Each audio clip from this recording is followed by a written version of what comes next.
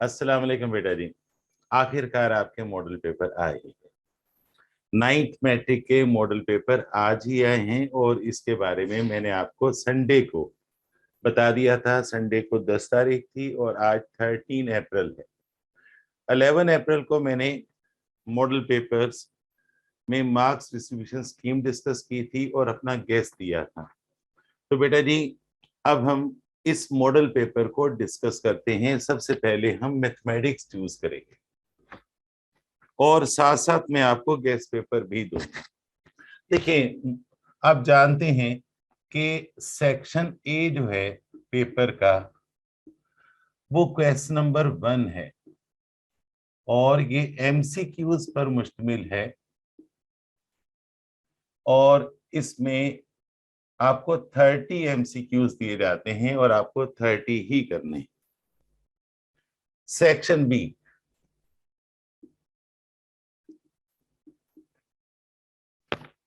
Question number 2 जो आया है इस मॉडल पेपर में, ये एक्सरसाइज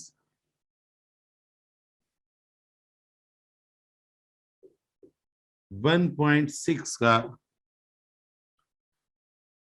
क्वेश्चन 4 है। याद रखिएगा, हर क्वेश्चन के मार्क्स जो हैं सेक्शन बी में 5 हैं और आपको 6 क्वेश्चंस करने हैं। आराम आराम से बोल रहा हूं, 6 क्वेश्चन करने हैं। तो मैं ये समझता हूं कि आपको जो इंपॉर्टेंट एक्सरसाइजेस हैं वो 1.6 मोस्ट इंपॉर्टेंट है, 1.5 भी एहतियातन कर लीजिएगा। इसकी वीडियो अपलोड की जा चुकी है। क्वेश्चन नंबर 3, ये क्वेश्चन एक्सरसाइज 2.6 से लिया गया है। 2.6 के क्वेश्चन 1 का ये थर्ड पार्ट है, किताब में देख लीजिएगा। चुनाचे मेरे ख्याल में 2.6 मोस्ट इंपॉर्टेंट है, मैं इसे अंडरलाइन करता हूं, इसे भी अंडरलाइन करता हूं। 2.5 भी इंपॉर्टेंट है और 2.2 का क्वेश्चन नंबर 3 भी इंपॉर्टेंट है।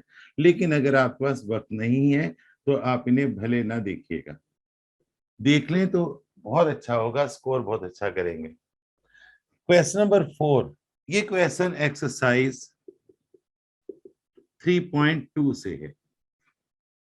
3.2 का ये क्वेश्चन नंबर 11 है और मेरे ख्याल में 3.2 वाकई बहुत अहम है, फार्मूला बेस्ड एक्सरसाइज है।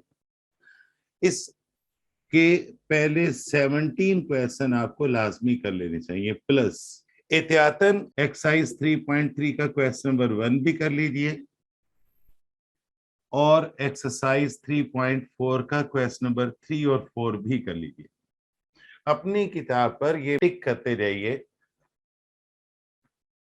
क्वेश्चन नंबर 5, ये फैक्टर थ्योरम से है। चैप्टर 4 बहुत अहम है और ये एक्सरसाइज 4.8 का क्वेश्चन नंबर 3 है और मेरा ये ख्याल है कि आपको 4.8 तो बहुत अहम है, 4.7 भी कर लेनी चाहिए और 4.6 भी कर लेनी चाहिए।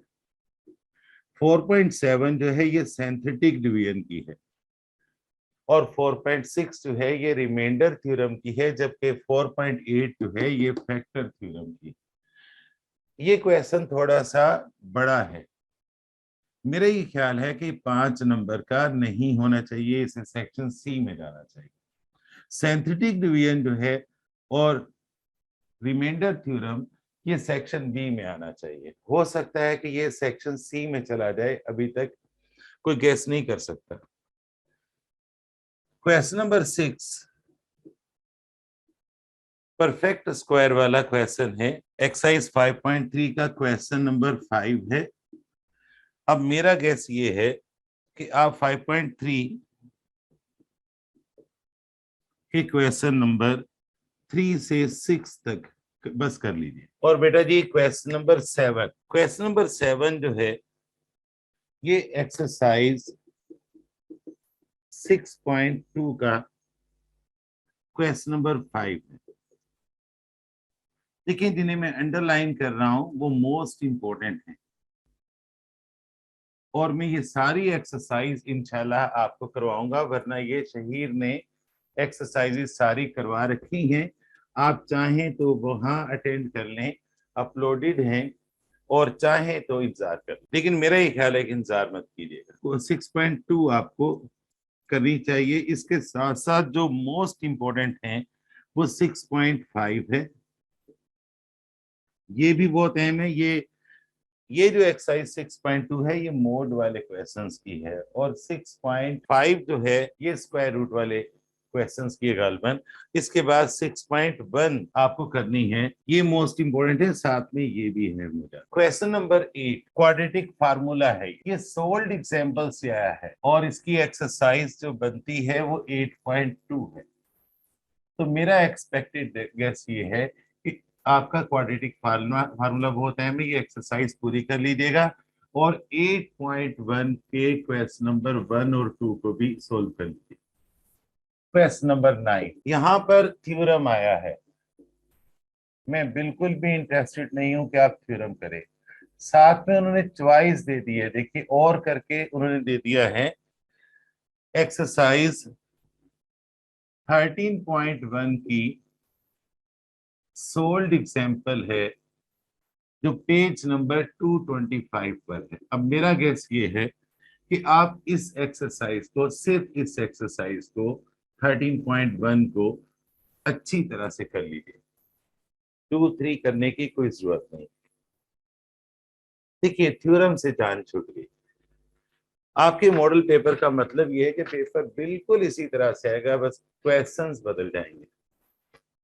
क्वेश्चन नंबर 10 भी थ्योरम का है, क्वेश्चन नंबर 11 भी थ्योरम का है। यानी यूं समझिएगा ये दो आप कर नहीं सकते, करना भी नहीं चाहिए बेटा, नकल से बेहतर है कि आदमी इज्जत के साथ काम कर ले। अभी आप गवर्नमेंट का हाल तो देख ही रहे हैं ना, कितनी बेइज्जती हो रही है। क्वेश्चन नंबर 1 के एमसीक्यूज की तैयारी के लिए आपको चाहिए कि आप हर चैप्टर के एंड में एक्सरसाइज दे रखी है, और उसमें एमसीक्यूज दिए, tick the correct answer, 4 option दे रखे हैं, और वो आप कर लीजिएगा। ये मैं आपको एमसीक्यू सारी किताब के करवा दूंगा, और याद रखिएगा एमसीक्यूज किताब से बाहर, इस साल एमसीक्यूज किताब से बाहर से नहीं आएंगे। देखिए आप आराम से ये कर सकते हैं, चैप्टर 1 का है, बिल्कुल आराम से चैप्टर 2 से ये कर सकते हैं। आप खुद सोचिए कि सिर्फ चैप्टर 1 से आपको ये एक एक्सरसाइज करनी है, चैप्टर 2 से आपको ये एक्सरसाइज करनी है, चैप्टर 3 से आपको ये एक्सरसाइज करनी है 3.2, 3.3 भी कर लीजिएगा, मेरा ये ख्याल है कि अहम है, और 3.4 के ये 2 क्वेश्चंस भी कर लीजिएगा। क्वेश्चन नंबर 5 चैप्टर 4 से है, 4.8 फैक्टराइजेशन वाला चैप्टर है, ये बहुत बड़ा चैप्टर है।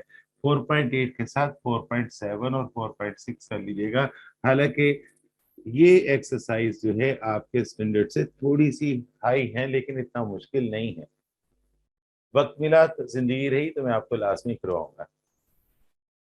तो मेरा बेटा जी क्वेश्चन नंबर 6 जो है वो 5.3, सिर्फ इस एक्सरसाइज के ये क्वेश्चन कर लीजिए, आराम से ये क्वेश्चन हो जाएगा। तो आप काउंट कर लीजिए कि आप सेक्शन बी में 1 2 3 4 5 6 7 8 क्वेश्चन आप आराम से कर सकते हैं, सिर्फ 2 क्वेश्चन आप नहीं कर सकते, और कोई हर्ज नहीं है। इतना सिलेक्टेड हो गया है, सिलेक्टेड इंपॉर्टेंट नहीं, सिलेक्टेड इतना हो गया है कि हम आसानी से पेपर अटेम्प्ट कर लेंगे। सेक्शन सी बहुत आसान, सेक्शन सी। देखिए क्वेश्चन नंबर 12 ये फैक्टराइजेशन का है, और फैक्टराइजेशन पर मेरी एक वीडियो है, factorisation all in one, factorisation all in one. अगर आप वो वीडियो देखें तो उसमें 10 मेथड हैं, वो 10 मेथड आपने नहीं करने, आपने सिर्फ 8 मेथड करने, और वो 8 मेथड सीख लेंगे तो किताब की एक्सरसाइजेस आप आराम से कर लेंगे। और किताब की एक्सरसाइजेस कौन कौन सी करनी है आपने, आपने करनी है 4.1, 4. 4.2, 4.4 और 4.5, ये 4 एक्सरसाइज आपने करनी। क्वेश्चन नंबर 2 जो है ये ग्राफ से है, 3 जो है ये 12 है और ये 13। तरतीब से जनाब ये ग्राफ का है और ग्राफ में उसने 2 लाइनों के ग्राफ का सॉल्यूशन सेट फाइंड करने को कहा है, जो मैं एक्सपेक्ट कर रहा था।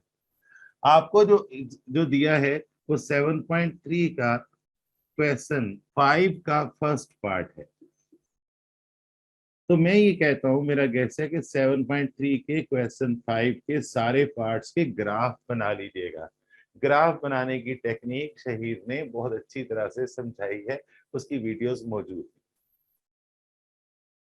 क्वेश्चन नंबर 14 मैं तवक्को करता था, ये थ्योरम है जो 10 मार्क्स का है और याद रखिएगा इस थ्योरम के बगैर भी अगर आप मेहनती हैं थ्योरम रटने की जरूरत नहीं है।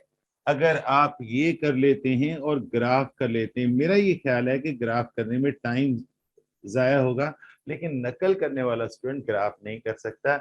अगर आप नकल करने वाले नहीं हैं और ग्राफ करते हैं तो आपकी बड़ी रिस्पेक्ट होगी, आपके पेपर की बड़ी रिस्पेक्ट होगी। ये जो थ्योरम है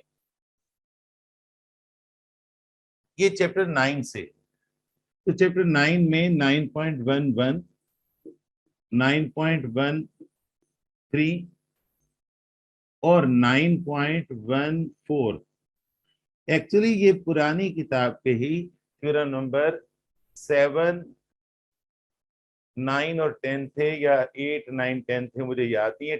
10 नंबर के ये सदियों से थ्योरम आ रहे, घिसे पिटे थ्योरम हैं, आराम से समझ आ जाते हैं, याद कर लेते हैं। बस ये 3 थ्योरम कर लीजिए, ये मेरा गेस है, इन तीनों में से आएगा। और ये जो थ्योरम आया है पता नहीं पहला है, तीसरा है या चौथा है इस चैप्टर का, ये थ्योरम बहुत अच्छी तरह से समझ के कर लीजिएगा।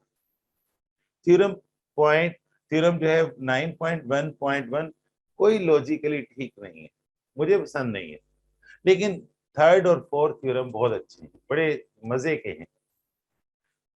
और अगर आप चाहते हैं कि ये ना करें तो आपको इन्होंने चॉइस दे दी, और चॉइस है coordinate geometry. Coordinate geometry chapter 16, और यहाँ जो क्वेश्चन आया है वो एक्सरसाइज 16.2 का क्वेश्चन नंबर है जनाब, ये छपाई करके लाया हूं। तो मैं ये समझता हूं, मेरा ये गैस है कि 16.1 में 3 क्वेश्चन है, 16.2 में इतने क्वेश्चन नहीं है, और 16.3 ये बस अब ये 2 एक्सरसाइज कर लीजिए, 16.3 भी कर लीजिएगा। ये तीनों एक्सरसाइज मैं आपको खुद करवाऊंगा।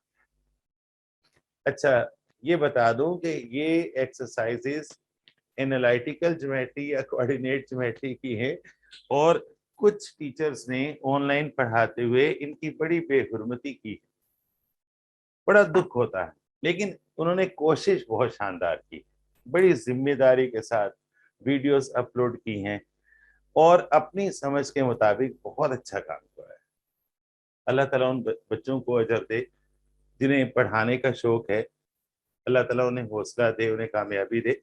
बेटा जी ज्ञान बट रहा है यूट्यूब पर, बड़े अच्छे अच्छे टीचर्स हैं, जिसकी समझ आती है उसे अटेंड कीजिए, लाजमी अटेंड कीजिए।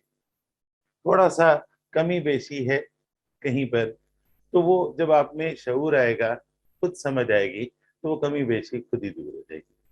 ठीक है मेरा बच्चा, अपना ख्याल रखिएगा। मैंने आपको गेस्ट पेपर भी दे दिया है और मुझे यकीन है कि आप जी जान से मेहनत करेंगे। मुझे अपनी दुआ में याद रखिएगा। अब मैं ये पेपर पूरा सॉल्व करके यूट्यूब पर अपलोड करूंगा, उसके बाद मैं चैप्टर वाइज इंपॉर्टेंट क्वेश्चंस भी अपलोड करूंगा।